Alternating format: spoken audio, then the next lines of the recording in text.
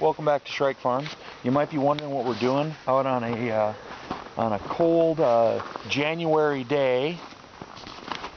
Yes, what are we doing out here? Well, we are here playing with grapes, and we're going to be trimming this grapevine up. Now, as you can see, this grapevine has seen its better days. So the question becomes to the cold, right? Right. Okay. Why are we doing this now? Well, here's a little thing. On a farm, you have to do things on the animal schedule, or in this case, on the grapevine schedule. But why? Okay. This plant, in the summer, all of its vital juices come up into the plant. And if you clip a twig, sharp clip, it might bleed a lot. It probably won't kill the plant, but it's really not good for the plant. What we're going to do is we're going to simply show you how to trim it. Now, it seems kind of brutal. It seems like you're taking the plant back, but remember, in the winter, when we're at our coldest, when we don't want to be outside, this plant, all its vital juices is back into the roots. Now, really quick, I want to point out from video number 1 that this is a little different setup than what you see in the normal vineyards in the U.S. In normal vineyards, you have a couple wires, you have the plant coming up, you have some of the lines running here and there. Well, there's problems with those, and the problem is this. Our number one predator for these plants are bunnies. When you have a stalk that you cannot wrap in chicken wire to keep the bunnies off it, you got a problem. Because the bunnies, even though they taste good themselves, they think the bark on this grapevine tastes good. So you can't be around to kill every bunny that comes near your grapevines, so you have to be able to wrap it simply in chicken wire to keep it. Now, the vine grows up and it goes across. Now, those multi-tier systems, here's the next problem. The vines create fruit, and that fruit hangs down. The biggest predator of the fruit is birds.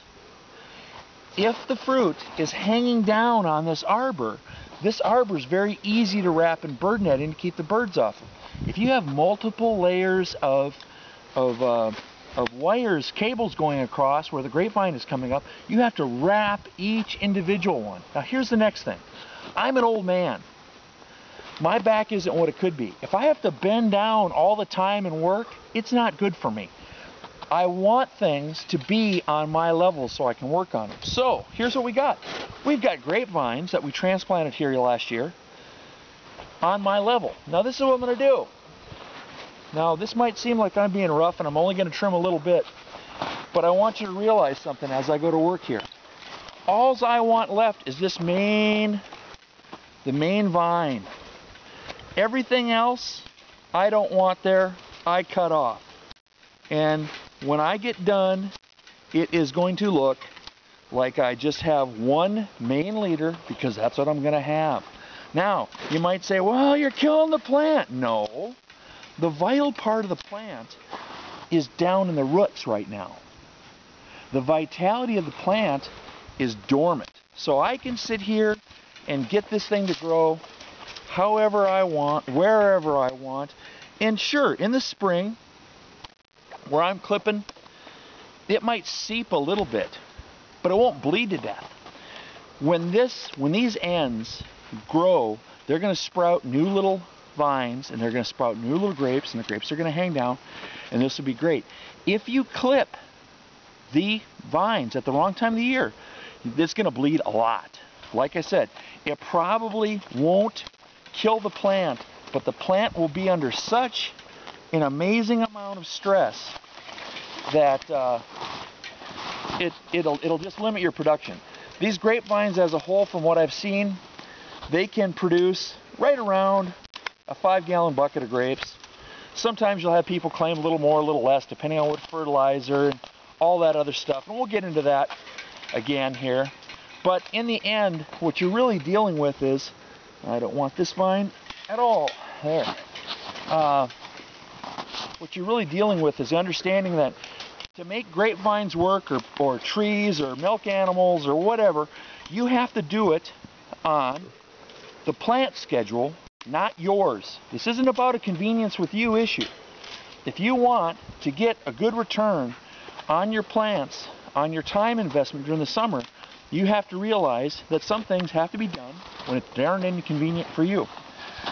You can see, if you move the camera a little closer, I'm going to use just this as an example. When I'm done, this entire vine will be cut back to the main cane. In the spring, we'll get sprouts of this right away. We're going to get shoots right away, and then we're going to get fruit right away. At that time, if you want to make any adjustments to your grapevine, if it's not quite growing the direction you want, you don't cut it, you pinch it. You simply crush it with your fingers. And that act, you crush it, and then let that piece dry out. And then that stick will dry off, and you clip it off a few days later. If you cut it, it'll bleed. If you pinch it off, it'll just go dormant, die off, and you're fine. This is Jeff from Shrike Farm. I hope you appreciate the videos 1 and 2 about grape growing. And if you have any questions, please send an email at info@shrikefarm.com or come to our site. Thanks for watching another video. Hope you take the time to look the rest or send me a request for new videos. You have a great day.